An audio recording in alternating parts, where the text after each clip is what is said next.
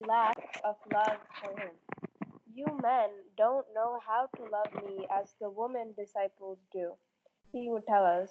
Or if a difficulty occurred in some task that he had set us in, he might point out that the difficulty would not have occurred if we had the same love for him as the woman had.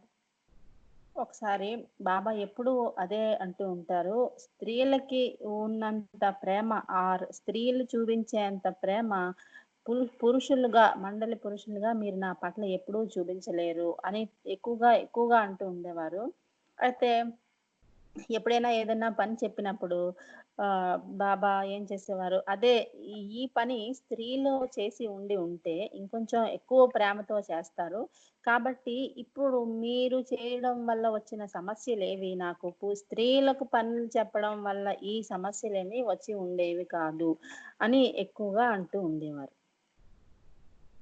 This was not a constant refrain of Baba's, but every so often over the years he would refer to our lack of love compared to that of the woman Mandali.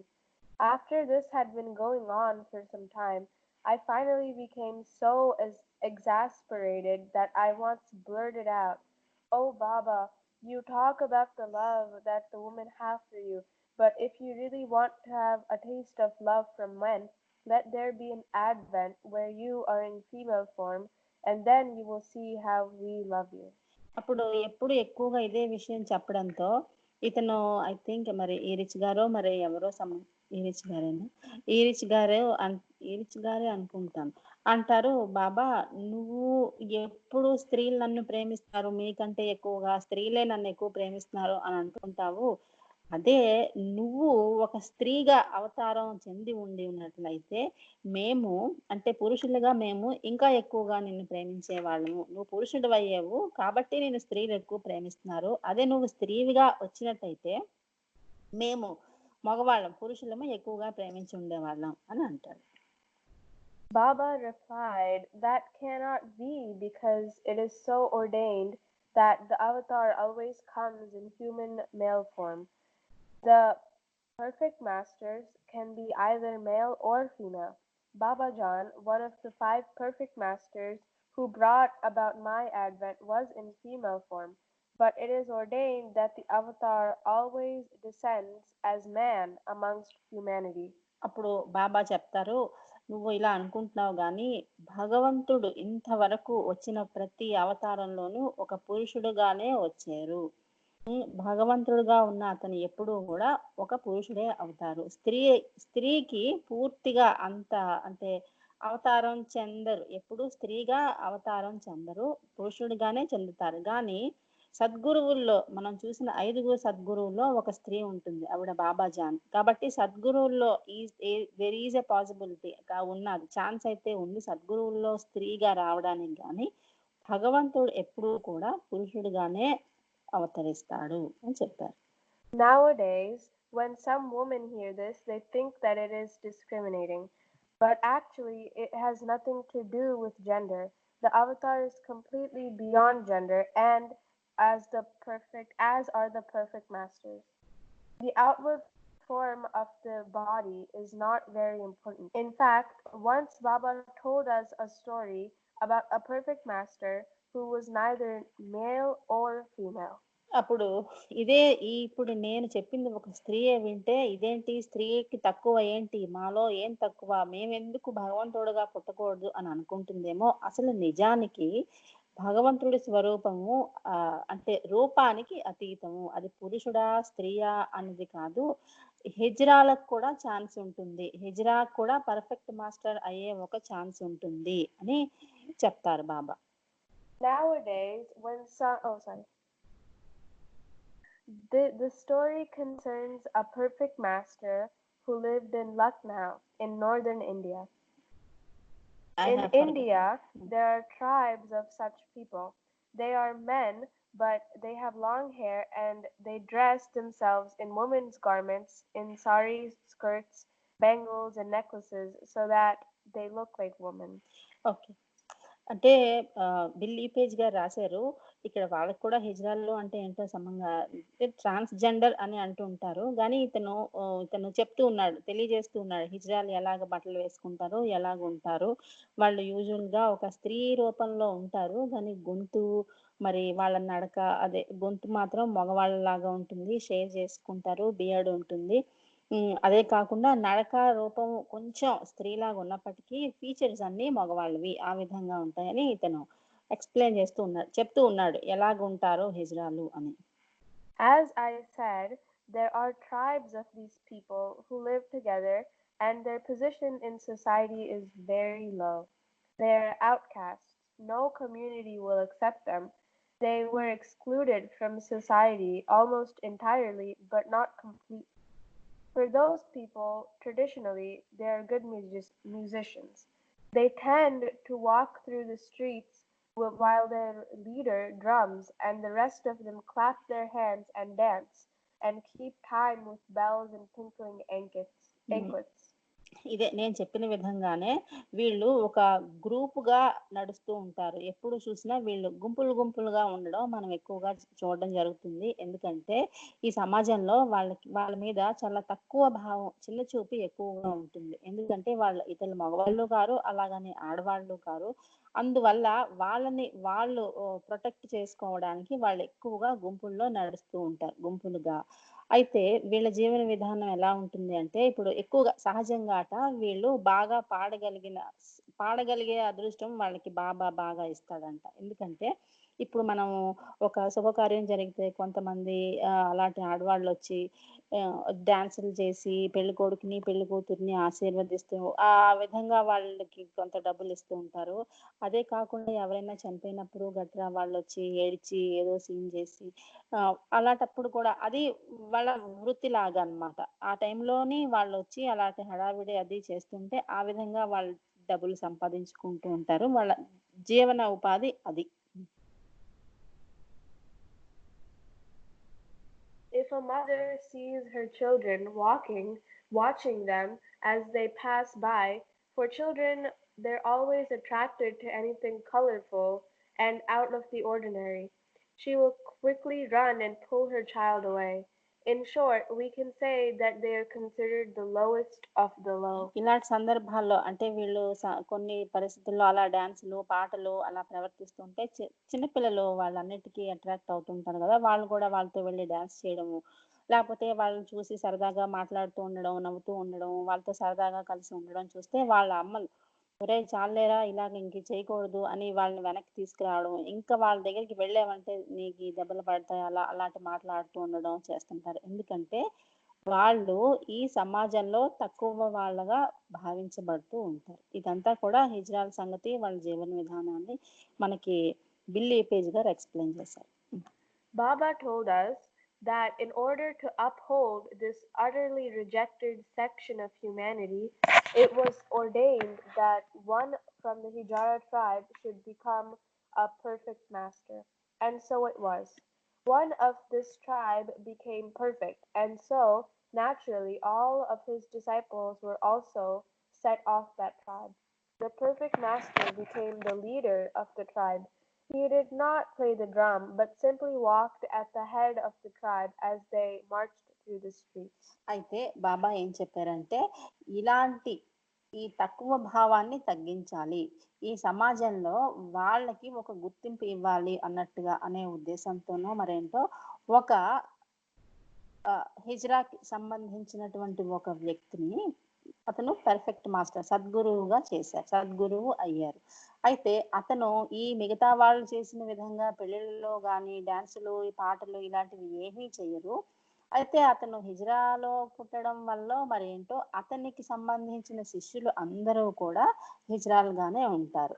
అయితే అతడు ఒక ఆ కమ్యూనిటీకి అంటే ఆ హిజ్రాల సంఘానికి అంతటికి అతను ఒక లీడర్ లాగా ఉండి, అతను ముందు నడిస్తే అతని వెనకాతల అతని శిష్య బృందం నడుస్తూ ఉంటుంది. One day, as they were walking along, they saw a crowd approaching them from the opposite direction. It was a group of wrestlers returning from a title fight, surrounded by their fans. Wrestling in India is very popular, and in that group was the winner of the match, the champion. so there was a large crowd following him. When the champion saw the small group of the despised Hijiras walking towards them, he started to ridicule them. He was full of his victory and very arrogant. The knowledge that he was surrounded by hundreds of people inflated his sense of self-worth. So he began sneering at the Hijaras and making fun of them. As they passed by, the wrestler pointed to the leader, who was calmly walking at the head of the group, and taunted, "Look at him! He thinks he is someone great. Just see the way he is walking. He thinks he's the leader of all, but we know he is only a Hijara." అయితే ఇదే విధంగా ఒకసారి ఈ సద్గురువు హిజ్రా అనేటువంటి ఈ సద్గురువు నడుస్తూ ఉంటే అతని శిష్య బృందం కూడా అతని వెనకాతల నడుస్తూ ఉంటారు. అయితే అటు సైడ్ అంటే వాళ్ళకి వ్యతిరేకంగా వస్తున్న వైపు అటువైపు వస్తున్న రోడ్డుకి వాళ్ళకి ఆపోజిట్ గా వస్తున్న వాళ్ళు ఒక కుస్తీ పోటీల్లో గెలిచిన వాడు అనమాట అతను. అతనే గెలిచాడు. దాంట్లో అతనికి ఒక బహుమానం కూడా ఇస్తారు. అతనే ఇంకా ఛాంపియన్ కింద అతనే గెలిచాడు. అయితే గెలిచిన గర్వం ఒకటి, అది కాకుండా అంటే గొప్పవాడు అన్నట్టుగా కదా, ఫుల్‌గా బాగా గర్వంతో నిండిన దాంతో ఉంటాడు. అతని వెనకాతల అతని ఫ్యాన్స్ విపరీతంగా వందల కొలది ఉంటారు. ఇంకా అతని కళ్ళు ఆకాశంలో ఉండి వీళ్ళని చూస్తారు. వీళ్ళొక చిన్న గ్రూపు. ఇందులోని మన సద్గురువు ముందు నడుస్తూ ఉంటారు. వాళ్ళ శిష్య బృందం మామూలుగా అలా నడుస్తూ ఉంటారు. అయితే అప్పుడు అతనికి బాగా అంటే ఈ గెలిచిన అతనికి బాగా గర్వంగా ఉండడం వల్ల వాళ్ళని చూసి చూడరా వీడు అంటే కేవలం సద్గురువుని పాయింట్ చేస్తూ అతని వైపే చేయి పెట్టి చెప్తారు. చూడరా ఇతను ఏదో పెద్ద లీడర్ అనేసుకుంటున్నాడు, పెద్ద గురువులాగా యాక్ట్ చేసేస్తున్నారు అని కొంచెం చులకనగానే మాట్లాడతారు. అయితే సద్గురు ఏమి అనరు. అతను నడుచుకుంటూ వెళ్ళిపోతారు. అయితే ఎంత గొప్పవాడని అనేసుకుంటున్నాడు. ఏమైనా ఇతనొక హిజ్రారా ఎంత గొప్పవాడు అనుకుంటున్నా ఇతనొక హిజ్రా అని చాలా చులకన భావంతో అతని వైపు చెయ్యి పెట్టి చెప్తాడు. The perfect master did not say anything, but continued on his way. When the group had passed, he turned back to the wrestler, who was still standing there, pointing at him. "Yes, you have pointed me out already," the master called out to the champion, "but I have passed now. So why don't you put your finger down?" To his horror, the champion was unable to lower his arm. He continued to stand there pointing, and no matter how hard he tried, he could not move his arm. The perfect master called out to him, "You are so strong, yet you do not have even enough strength to lower your arm." అది అతని వైపు అలా చూపిస్తూ ఉంటే అతను సద్గురు ఒకసారి వెనక్కి తిరిగి చూసి, ఎందుకు అంటే వీళ్ళందరూ అంటే అతని వెనకాతలో వస్తున్న వందలాది మంది ఫ్యాన్స్ వెళ్ళిపోతారు గానీ అతని క్లోజ్ ఫ్రెండ్స్ కొద్దిగా దగ్గర స్నేహితులు వాళ్ళెవరు వెళ్ళరు. అతని వైపే ఇంకా నవ్వుతూ అలా అతని వైపే చేయి చూపిస్తూ ఉంటారు. అయితే అప్పుడు ఈ సద్గురు వెనక్కి తిరిగి, "నువ్వు గొప్పవాడివే గాని నీ చెయ్యి" అంటే ఆ చెయ్యి మరి కిందకి దిగదు అతనికి.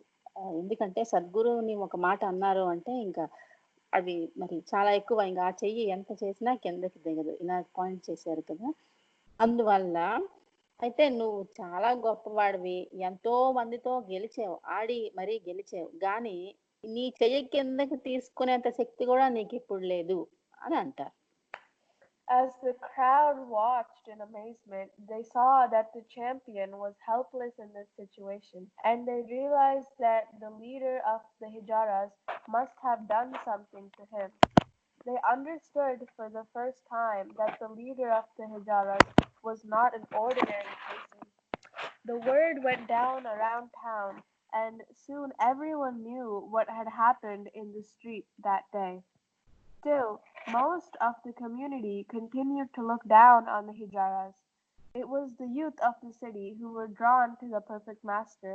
Maybe they came at first out of curiosity to see the man who had made a laughing stock of the champion wrestler, but they stayed because there is always a special atmosphere around one of the perfect ones. అయితే అయితే ఇది అంటే ఈ విషయం ఈ గెలిచిన అతను చెయ్యి అలాగే ఉండిపోవడము అది ఈ సద్గురువే ఏదో చాలా గొప్పవాడు ఈ సద్గురువు ఇతను ఏదో చెయ్యడం వల్ల అతనికి ఆ చెయ్యి అలాగే ఉండిపోయింది. ఎంత చేసినా, ఎంత ప్రయత్నం చేసినా కిందకి దిగడం లేదు అన్న ఈ విషయము మొత్తం ఆ ఊరంతా పాకుతుంది. ఆ ఊరంతా పాకి అది కొంతమంది ఈ హిజ్రా గొప్పవాడయ్యి ఉంటాడు అని అంగీకరిస్తారు గానీ, ఇంకా చాలా మంది చాల్లే చాల్లేరా ఏదో చేసి ఉంటాడు దానికేముంది అన్నట్టుగా అంటారు. అందువల్ల కొంతమంది మాత్రం ఇంకా అతన్ని ఒక తక్కువ భావంతోనే చూస్తూ ఉంటారు. As Ramakrishna once said, when the flower is ripe, the bees come out of their own accord. And so it was. The youth began to flock to the perfect master. The elders in the community were upset. To them, the master was a hijara and, as such, fit only to be ridiculed and despised. They couldn't tolerate the fact that their children were spending time with such a person. What was the world coming to? What would happen to society if its young people were polluted by listening to the ideas and philosophy of a hijara? అది. అయితే కొంతమంది అంటే యువకులు చూస్తారు. అతన్ని ఏదైనా మనము ఏంటి జరిగింది? అంటే సాధారణంగా ఈ గెలిచిన వాడు ఒక ఒక యువకుడు అవ్వడం వల్ల అతని ఫ్రెండ్స్‌కి ఎక్కువగా తెలియడం వల్ల ఏంటో ఇతని సంగతేమిటో మనం గూడా ఒకసారి వెళ్లి చూద్దాం అని హిజ్రా సద్గురువు దగ్గరికి వెళ్తారు. వెళ్ళినప్పుడు అంటే ఎలాగ అయితే ఆహ్, తుమ్మెదలు మంచి పువ్వు దగ్గరికి వస్తాయో ఆ వాసనకి, అదే విధంగా ఆ భగవంతుడు అంటే సద్గురువు చుట్టుపక్కల ఉన్నటువంటి ఆ వాతావరణంకి నిజమైన ప్రేమికులు అంటే నిజమైన భక్తులు అతని దగ్గరికి ఖచ్చితంగా వస్తారు. అది ఆకర్షించబడతారు. అలాగే ఆకర్షించబడతారు. అదే విధంగా కొంతమంది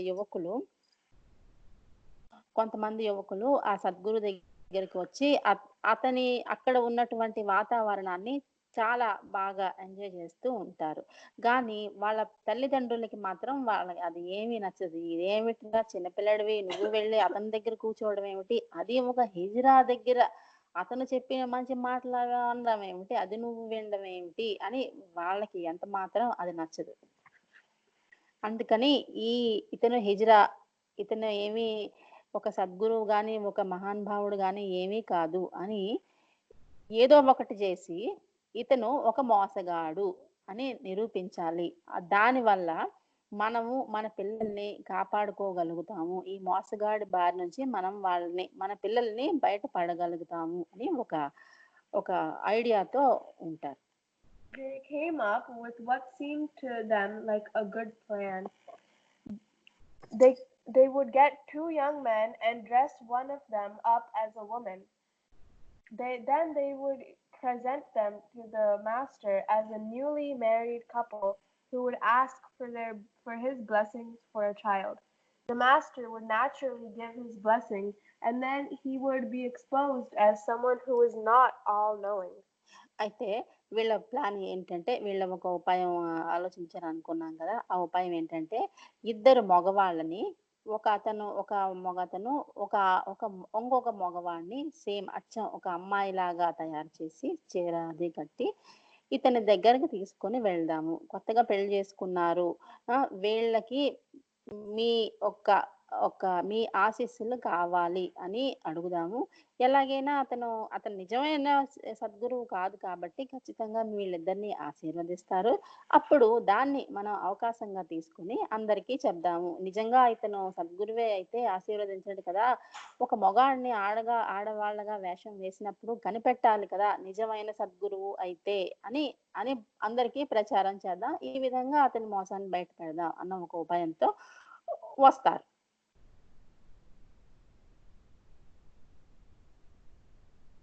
Then they would.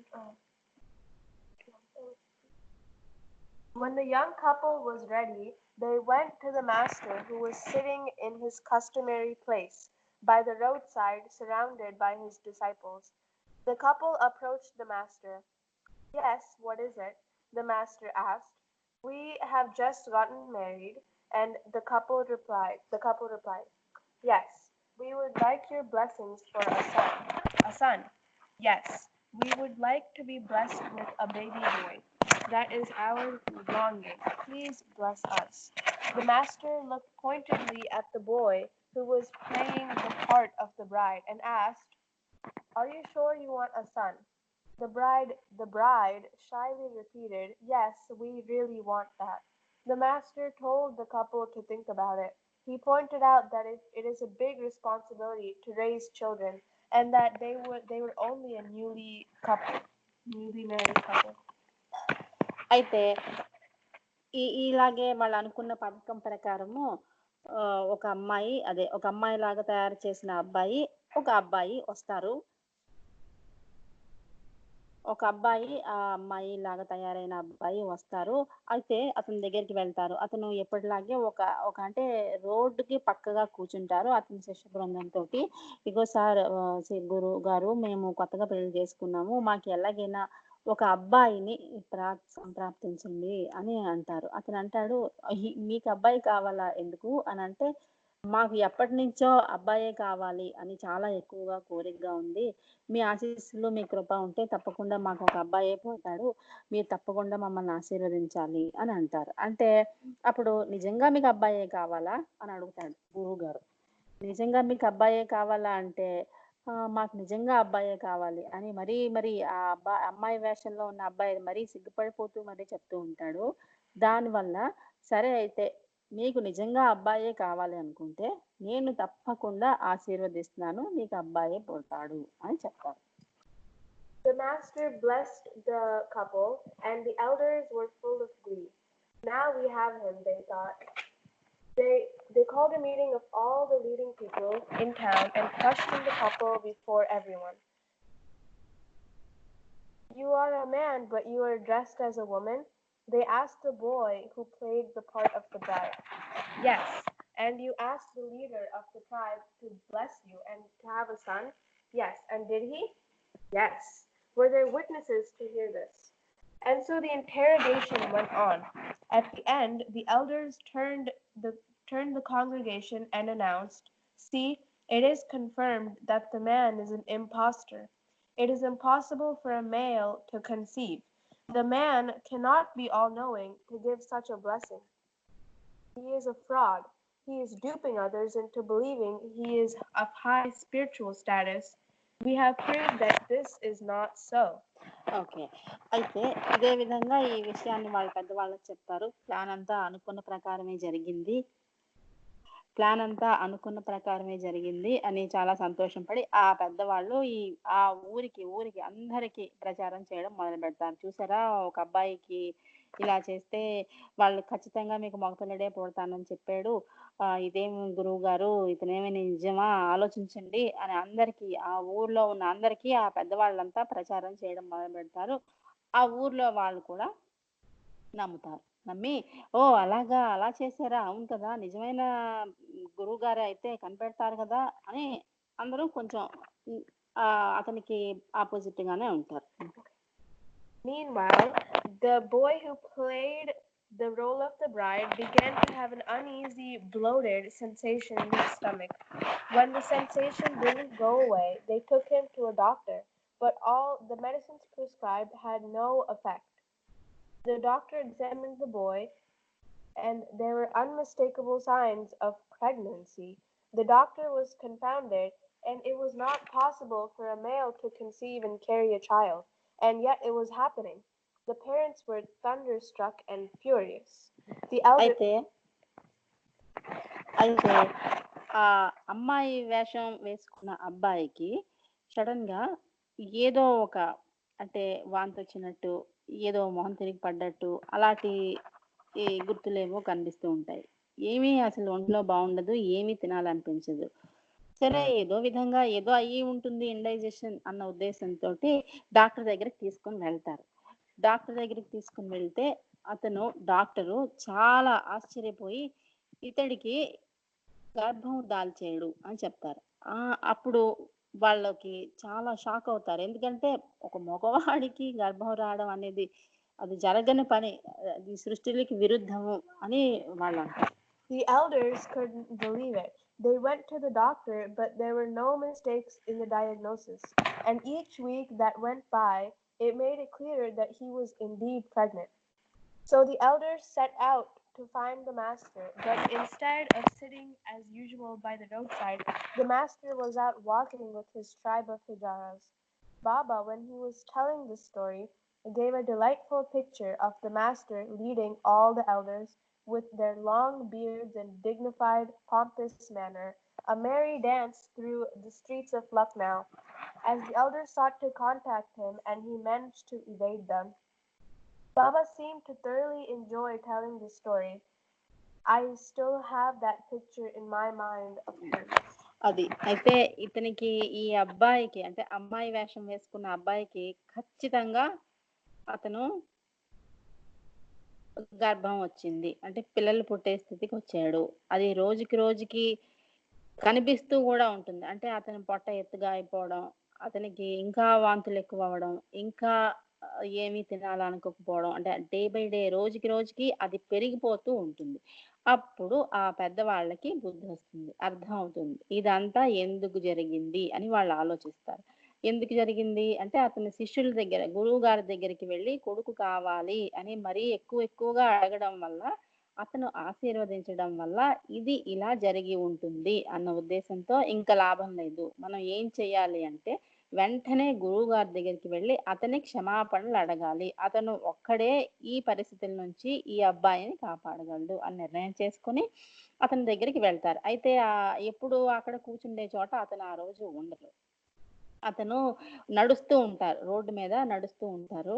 ఆ సమయంలో వీళ్ళు ఎంత చూసినా వీళ్ళ వైపు అతను అంటే ఐ కాంటాక్ట్ జరగదు. ఎంత ట్రై చేసినా అతనితో మాట్లాడడానికి అసలు అటువైపే చూడరు. కానీ బాబా ఈ విషయం అంటే ఈ కథ చెప్తున్నప్పుడు చాలా బాగా చూపించారట. ఎలా జరిగింది? ఆ లక్నో ఊళ్ళలోని డాన్సులు ఎలా చేశారు? వాళ్ళు పెద్ద పెద్ద గెడ్డాలతో వెనక ఉన్న వాళ్ళు ఎలాగా అదంతా చేశారో చెప్పారు.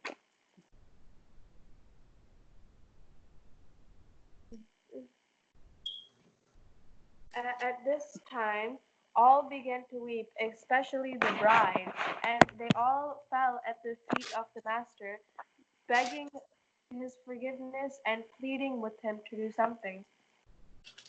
అయితే అప్పుడేం జరిగిందంటే మొత్తానికి ఎలాగోలాగా అతన్ని చూడడం జరుగుతుంది. అంటే గురువుగారు వీళ్ళని చూడడం జరుగుతుంది. వీళ్ళు గురువుగారి దగ్గరికి వెళ్ళి అతని పాదాల మీద పడి, గురువుగారు మమ్మల్ని క్షమించండి. మా వల్ల చాలా పెద్ద పొరపాటు జరిగిపోయింది అని అంటారు. అలా అంటే అప్పుడు ఏం పొరపాటు జరిగింది? నువ్వే కదా కొడుకు కావాలి అన్నావు. నీ కొడుకేమో కదా పుట్టబోతున్నాడు. చాలా సంతోషపడు. అంటే తప్పైపోయింది.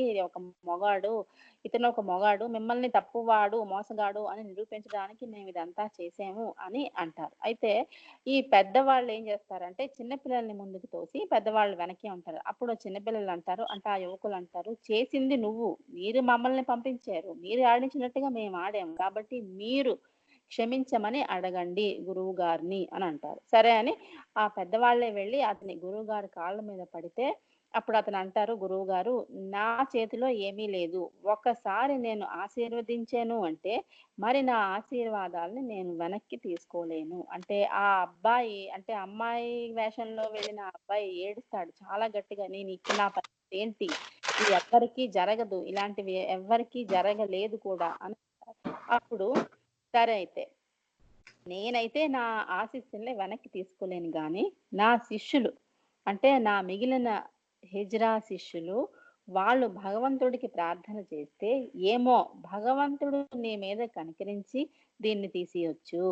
అంటే ఇంతకాలం వాళ్ళ జీవిత కాలంలో చాలా రోజులు హిజ్రాలు చాలా చిన్న చూపుతో చూసిన వాళ్ళు భగవంతుడికి ప్రార్థన చేస్తే ఇతనికి వచ్చిన ఈ పరిస్థితి తగ్గుతుంది. అప్పుడు వాళ్ళకి చాలా గౌరవ భావంతో మీరే మమ్మల్ని కాపాడగలరు. ఎవరు? ఆ పెద్దవాళ్ళు, ఆ పిల్లలు అందరూ కూడా హిజ్రాల మీద అంటే బాగా క్షమాపణ కోరతారు. అప్పుడు ఆ గురువుగారు కూడా తలుచుకోండి భగవంతుడిని ఇతని గురించి ఈ పరిస్థితి నుంచి ఇతన్ని బయటపడేయమని తలుచుకోండి అని చెప్తారు. అప్పుడు హిజ్రాలందరూ తలుచుకున్న తర్వాత కొద్ది రోజుల్లో అతనికి వచ్చినటువంటి గర్భం పోతుంది. అది బాబావే స్వయంగా ఈ కథ చెప్పారు. తార్ మెహర్ బాబా కి శైలజ గారు మీ టర్న్ అండి.